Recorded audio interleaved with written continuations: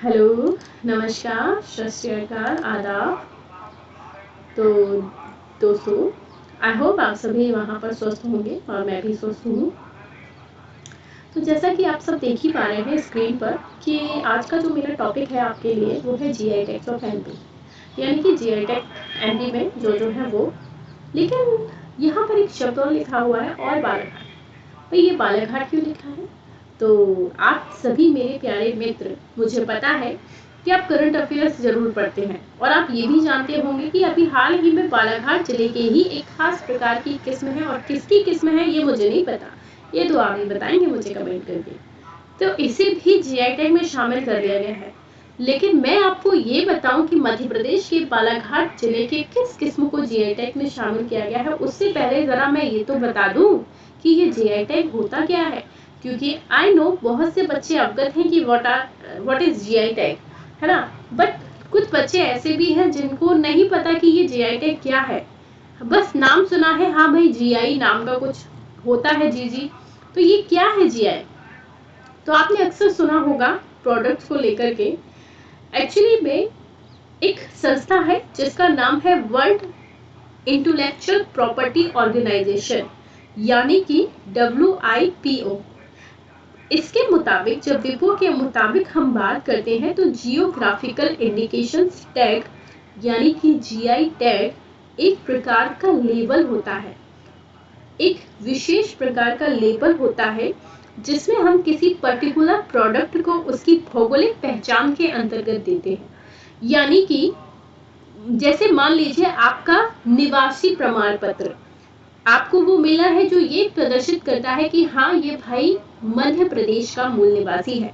आप उत्तर प्रदेश राज्य में अगर जाते हैं तो अगर आप अपना मूल निवास प्रमाण पत्र दिखाते हैं तो आपको उत्तर प्रदेश में भी पहचाना जा सकता है कि हाँ भाई ये जो व्यक्ति आया है ये मध्य प्रदेश का निवासी है।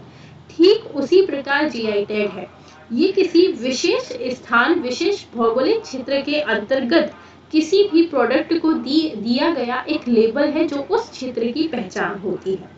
ठीक है, यहाँ पर ऐसा प्रोडक्ट जिसकी विशेषता या फिर जिसकी प्रतिष्ठा मुख्य रूप से प्राकृतिक या मानवीय कारकों पर निर्भर करती है।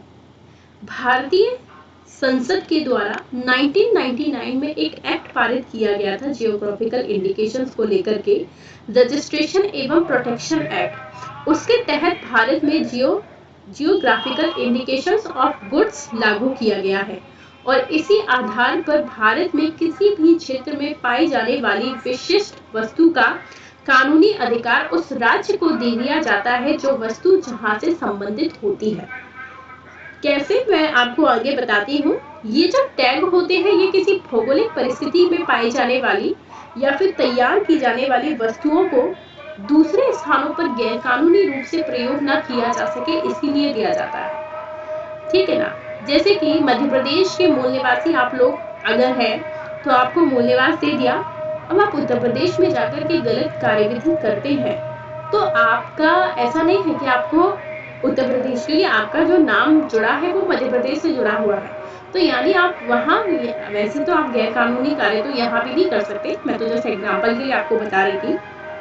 तो कहने का तात्पर्य ये है कि अगर मध्य प्रदेश की भौगोलिक सीमा के अंतर्गत किसी क्षेत्र को, किसी विशिष्ट उत्पाद को अगर जीआई टैग हासिल कर दिया गया है तो उसका गैर कानूनी प्रयोग दूसरी जगह पर ना हो पाए, इसीलिए हम एक विशिष्ट भौगोलिक क्षेत्र को ही उसका जिम्मा दे देते हैं। जीआई टैग की अगर बात करें तो किसे मिलता है जीआई टैग, तो जनरली जो जीआई टैग होता है वो पहले किसी भी सामान की गुणवत्ता, उसकी क्वालिटी और पैदावार जो होती थी उसके अच्छे से जांच करने के पश्चात तय किया जाता था कि उस खास वस्तु से सबसे अधिक और ओरिजिनल पैदावार निर्धारित किस राज्य के द्वारा की जा रही है तो उसे दे दिया जाता था। लेकिन अगर हम बात करें वर्तमान संदर्भ में तो यही है, तो वर्तमान में भारत में जो जीआई टैग देने की जो व्यवस्था है वो किसी खास फसल, किसी प्राकृतिक यानी कि प्राकृतिक रूप से कोई चीज है या मैन्युफैक्चर की गई कोई प्रोडक्ट है उसको दिया जा सकता है, या फिर ये किसी कृषि उत्पाद को भी दिया जा सकता है। अगर हम बात करें जीआई टैग की तो कई बारी बेटा ऐसा भी होता है कि एक ही जीआई टैग, मतलब एक विशेष उत्पाद के लिए एक से अधिक राज्य भी आ जाते हैं। जैसे अगर मैं आपसे बात करूं बासमती चावल के लिए, है ना, तो बासमती चावल पंजाब का भी फेमस है, हरियाणा का भी फेमस है, दिल्ली का भी, जम्मू कश्मीर का भी, सॉरी हिमाचल प्रदेश का देखें, अगर उत्तराखंड का देखें, पश्चिमी उत्तर प्रदेश का देखें या जम्मू कश्मीर का भी देखें तो वहां पर भी बासमती चावल है। तो बासमती चावल के लिए इन सभी राज्यों को कुछ कुछ अधिकार दिए गए हैं, इन सभी का उस पर अधिकार है। तो इस प्रकार कुछ उत्पाद ऐसे भी होते हैं जिन पर एक से अधिक राज्यों का भी अधिकार दे दिया जाता है। भारत में जीआई टैग जो है वो वाणिज्य मंत्रालय के द्वारा दिए जाते हैं, लेकिन वाणिज्य मंत्रालय स्वयं नहीं, उसके तहत भी एक डिपार्टमेंट आता है, department of industries promotion and internal trade, वहां की तरफ से जीआई टैग यहाँ पर दिए जाते हैं। वर्तमान में हाल ही में देखें तो मध्य प्रदेश के बालाघाट जिले के चिन्नौर चावलों को ये जीआई टैग हासिल हुआ है। बालाघाट यूं तो धान उत्पादन में अग्रणी जिला है ही, इसीलिए इसे प्रदेश के धान के कटोरे के नाम से भी जाना जाता है। अब दुनिया भर में बालाघाट के चिन्नौर की सुगंध बालाघाट को ही नहीं बल्कि मध्य प्रदेश को भी महकाएगा और आपको भी। तो 2019 में कृषि विभाग बालाघाट के साथ साथ महाराष्ट्र सरकार, ये बहुत अच्छा फैक्ट है बेटा, कि जो मध्य प्रदेश के चिन्नौर को जो मिला है ना जीआई टैग, उसके लिए महाराष्ट्र की सरकार ने भी दावा दिया था, परंतु यहाँ मध्य प्रदेश की सरकार ने जीत दर्ज करते हुए महाराष्ट्र की सरकार को पराजित करते हुए जीआई टैग हासिल किया। तो वर्तमान में अगर देखा जाए कि मध्य प्रदेश में जीआई टैगों की संख्या कितनी हो गई है, तो ये बढ़कर के 12 हो गई है। अच्छा, इस चावल की क्या विशेषता है? तो सबसे बड़ी इस चावल की जो विशेषता है वो है इसकी महक और इसका स्वाद। इसकी महक तो ऐसी है भाई कि मतलब ये नहीं खाया तो कुछ भी नहीं खाया।